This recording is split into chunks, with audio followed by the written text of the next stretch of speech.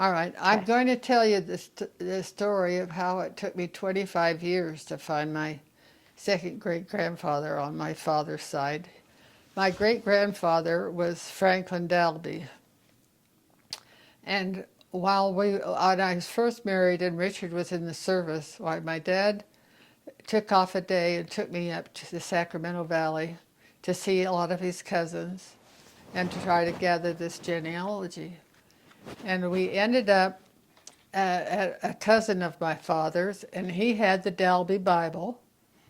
He, his father, Joseph Delbey, had purchased the farm, the 360-acre farm that they had established in just out of Lincoln, which is now quite a large, thriving area. It was in a little town called Sheridan. And when he came from Iowa, he brought his 9 children. My grandfather was 10 years old. And he got mad at the wagon master out of Denver and left the wagon train and came on by himself with his family. He was attacked by Indians, but the story is that he was so big, he was a man of 6 feet tall and over 300 pounds, that the Indians didn't come near. And so they ended up at Donner Pass, and they had to block and tackle with the family. I guess there may have been others there to help them, but they pulled the wagons over the ridge by block and tackle, and then they went on down into the Sacramento Valley. And it wasn't until recently that I realized that he first came and stayed with his brother-in-law. My great-grandmother was Catherine Johnson, and she had a sister, Jane. And the history indicates that he first stayed with them, and it took him a while to go all around the valley to see where he was going to establish his new farm, because he had farmed back in Iowa for many years. In fact, he was out in Iowa before in 1836, before it was barely even settled at all. But he ends up on this 360-acre dry farm. It was not irrigated. It was a dry farm. They would plant in the wintertime, and then in the fall, and then during this winter it would be watered, and then they would harvest the following spring. And so he found this property, and this is where my grandfather was raised. But having found the Bible, it did not go any further than the fact that it gave his birth. He was born in Pennsylvania. So I searched for 25 years. I thought I knew every Delbey. My maiden name was Delbey, D-A-L-B-E-Y. I searched for 25 years looking for my family. And I thought, will I ever find them? And we had moved to remember we moved from Seattle down to Salt Lake, and we were in the 21st Ward, and the bishop approached Richard and said, I want to call Loretta to be the Relief Society homemaking leader.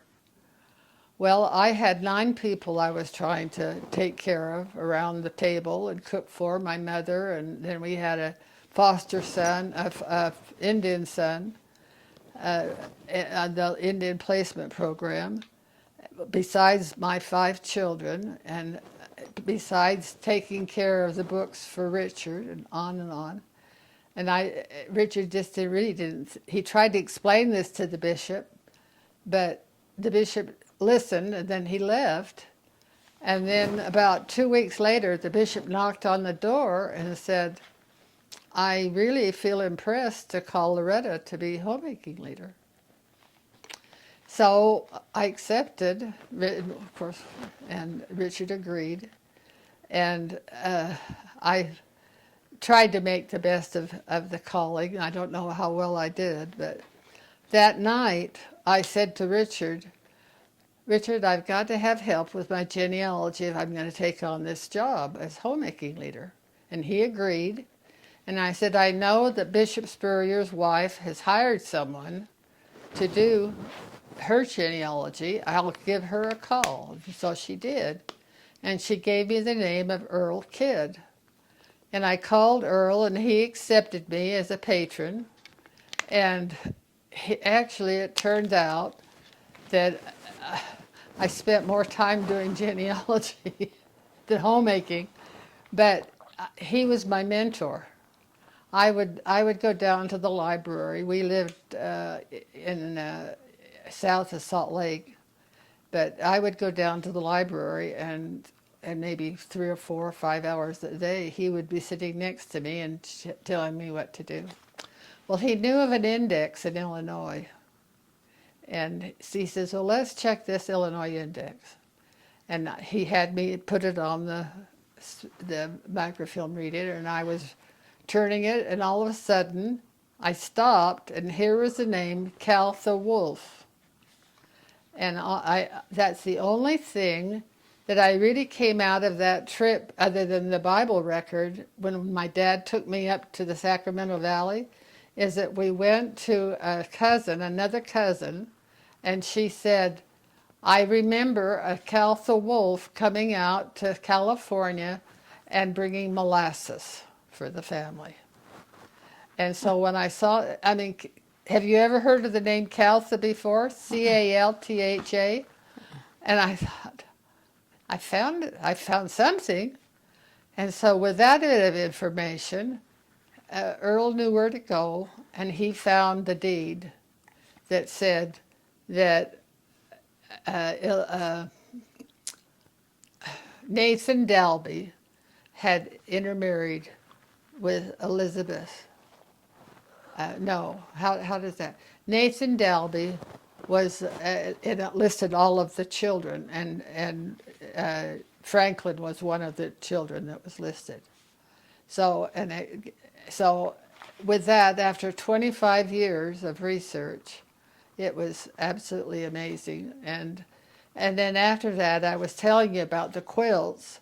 I got in touch with a woman in Denver, Colorado, who sent out a Delbey newsletter. She maybe sent out 100 letters every 3 months. And she'd give all kinds of genealogy on the Delbey family. And she had contacted this Doris Leachman. She's the one that met me in Round Mountain when we went to see Violet stage. And so here I found the Leachmans, and then I found going to Round Mountain, and it just seemed to open up, and went further and further.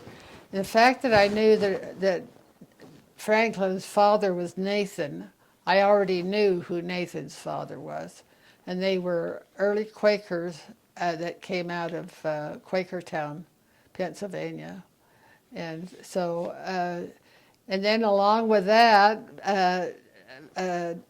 this lady in Denver put me in touch with a man by the name of Jeff Kitterer, who lives back there. And we had done all kinds of information on the Delbey family. This is interesting.